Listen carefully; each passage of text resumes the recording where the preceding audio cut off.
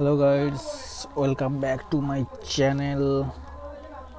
আজকে একটা জিনিস দেখাবো আপনাদের, যেটা হচ্ছে ক্যাট্রিজ রিফিলিংয়ের প্রথম স্টেপ। কীভাবে ক্যাট্রিজ রিফিলিং করতে হয়।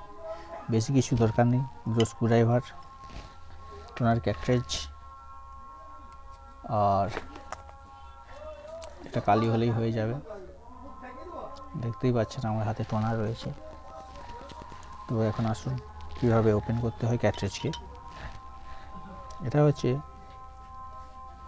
দেখতেই পাচ্ছেন, এটা ক্যাট্রিজটা হচ্ছে আমার লেজার টোনার। এটা এইচপি ক্যাননের টোনার। আমার মেশিন হচ্ছে 925 লেজার টোনার ক্যাট্রিজ। তো ওপেন করতে হলে কী করতে হবে? কিছু নয়, আপনারা দেখতে পাচ্ছেন এখানে একটা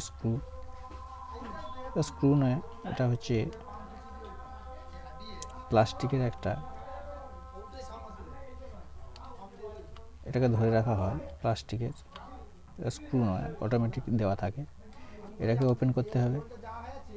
আর এপাশেও রয়েছে, এটাকে ওপেন করতে হবে। করলেই দেখতে পাবেন দুটো পার্ট হয়ে যাবে। এরপরে আস্তে করে ধরুন, ধরলে দেখছেন এটা ড্রাম পার্ট, রোলার পার্ট। এটা ড্রাম রোলার, আর এটা হচ্ছে রোলার। তো একে ওপেন করতে হবে। তো ওপেন করার জন্য এখানে একটা স্ক্রু আছে, এই স্ক্রুটাকে আপনারা খুলুন। স্ক্রুটা খোলার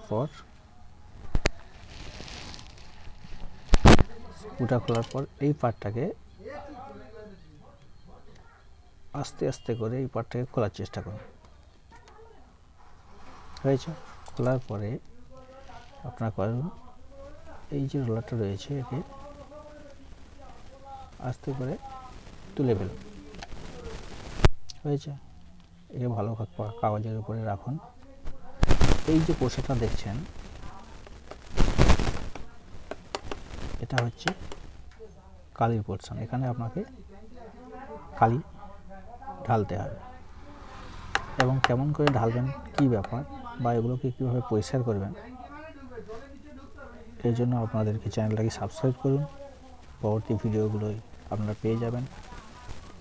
একটা নিখুঁত কাজ আপনাকে কীভাবে করতে হয় বা কীভাবে করা সম্ভব একটা টোনার রিফিলিং করার জন্য, সব কিছু আপনাদের দেখাবো। সেই জন্য চ্যানেলটাকে সাবস্ক্রাইব করুন। নেক্সট থেকে আপনাদেরকে কীভাবে পরিষ্কার করতে হয় বা কীভাবে এগুলোকে রিফিলিং করতে হয়, কীভাবে কালি আনতে হয়, সেগুলো সব কিছু দেখাবো। ধন্যবাদ, সবাই ভালো থাকবেন।